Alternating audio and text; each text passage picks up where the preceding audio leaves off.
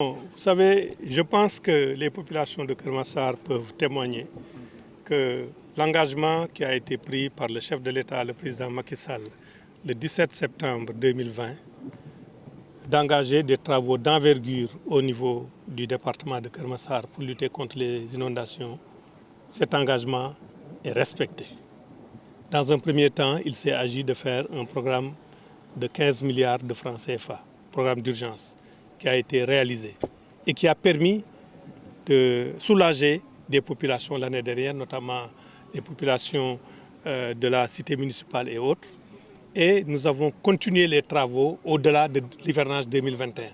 Vous avez pu constater que l'année dernière, ici à la cité municipale, il n'y avait pas de rue qui était pavée. Il y a des rues pavées. Il y a un réseau secondaire qui a été mis en place. Nous continuons à travailler sur cela. Mais nous voulons aussi dire aux populations que tout ne peut pas être réglé sur un mois ou sur un hivernage. Mais l'essentiel, c'est que les populations constatent que les travaux sont en cours actuellement et ces travaux à terme vont permettre de régler la question des inondations pour des pluies normales ici à Keur Massar. Maintenant, comme je l'ai dit, et ça c'est valable pour tout pays du monde, quand il y a des pluies exceptionnelles, il y a des désagréments, mais quand il y aura des désagréments, l'État sera aux côtés des populations. Maintenant ci wolof waaw li nga xam ne moom laa wax mooy tey jii mooy ñaareelu fan bi nga xam ne def nañu nemmeeku ci béréb yi nga xam ne xalaat nañ ne taw su amee mën naa am ay jafe-jafe ci mbirum mbënd ci mbirum inondation ñaareelu fan bi nag ñu ngi ko jagleeloon département de Dakar ak département de Keur Massar fan bu njëkk bi ñu ngi nekkoon ci département Tëngéej département Pikine ak département Guédiawaye département Dakar ñu ngi commencé par bassin bi nga xam ne moo nekk fële ci Colobane te bassin boobu APIX réalisé ko mu am lu am solo lu muy xeex mbënd mi ci foofu ak aussi di préserver TER bi ñu paree ko fii nii ci biir forêt de Mbao Keur Massar ci biir forêt de Mbao ginnaaw bi ñu demee war Yëmbal ñëw Keur Massar li nga xam ne moom la ñu gis mooy que ne am na ci ay bërëb yoo xam ne yii liggéey bu mucc ayib ñu ngi ko fay def liggéey boo xam ne bii alal ju bari la laajte te du ci benn weer lañ koy def ci ñaari weer yenn saay sax at ak lu ëpp lañ koy def liggéey boobu gis nañ ne mi ngi avancé wala diir bu gàtt dana tàmbali ci fi nga xam ne liggéey bi du pare fekk nawet bi danañu jël dispositif boo xam ne bii service yi danañu coordonné mooy brigade nationale des sapeurs pompiers mooy office national d' assainissement mooy ADM mooy direction prévention gestion des inondations service yi ci war a taxaw yëpp danañ ci taxaw pour seet yan mesure ndëgëndiku la ñuy jël pour inondation yi su fekkee ne taw bi ñëw na ñu gàttandu ko bu baax am na yoo xam ne yi nag liggéey bi avancé na bu baax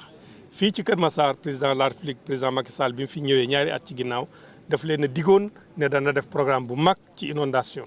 at bu njëkk bi ñu génnee fukki milliards ak juróom def ko ci liggéey boobu nga xam ne daaw ci nawet bi am na lu ci desoon bi yoon liggéey boobu yëpp pare na léegi nag bi mu paree comme léegi ay canaux yu mag lañ doon def ñu ne kon nañu def aussi ay yoon yoo xam ne dañ fay def tali wala def fa ay pavé ba pare def fa ay tuyaux yoo xam ne yi dana mën a indi jël ay yenn ndox yi ci koñ yi indi ko foofu liggéey boobu aussi avancé na bu baax a baax a baax am na benn entreprise li mu waroon a def moom presque yëpp pare na am na beneen entreprise boo xam ne bii téeméer bu nekk juróom-benn fukki yi presque def na ko donc loolu dana indi feex te loolu ñoo ci tegandoo suñu bët defe naa parce que léegi la ñu jógee ci yoonu benn yoon ci cité municipale yéen ñëpp yore télévision wala di photo gis ngeen ne yoon boobu dañ koo pavé ba pare def fa ay yoonu ndox yoo xam ne yi dafay gàttandu ndox mi donc liggéey boobu ñu ngi ci te population yi ñoom ci seen bopp gis nañ ko donc ci loolu daal gis nañ ko ci liggéey bi léegi nag fekk weer bi di ñëw encore diir bu nekk rek danañu xaymawaat liggéey boobu fan la ñu toll ndax ñu ngi koy def ti ñu ko war a defee chantier yu bëree bari ñoom li ñu wax d'ici fin juin dana bari yi nga xam ne moom moo ciy ëpp. avant Yeumbeul yaa ngi wax ni beneen chantier boo xam te ne démarré nañ ko te mu toll ci coût bi 11 milliards mu ngi ci dellu. waaw chantier bi nga xam ne moom la ñuy def fii wax naa Kër Massar daaw commencé nañu benn liggéey boo xam ne fukki milliards la ak juróom ñu teg ci ren ji 2 milliards ak genn wàll liggéey boobu mooy dox fi mu nekk nii.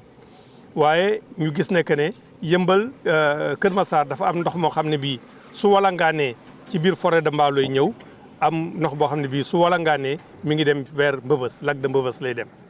donc loolu aussi dañ ko jël en charge ci benn marché boo xam ne bii fukki milliards la ak benn ñu jox ko benn entreprise bi mi ngi taxaw pour commencer liggéey bi gis nañu ne wane nañu liggéey bi loolu tamit dana am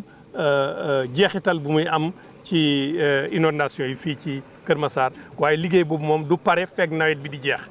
waaye entreprise bi jël na ay dispositions pour quartier yi mu parewul mu jéem cee def yenn tuyaux yoo xam ne yi danañu pompe di ko yóbbu foofu pour mu yóbbu ko vers le lac de Mbëbës.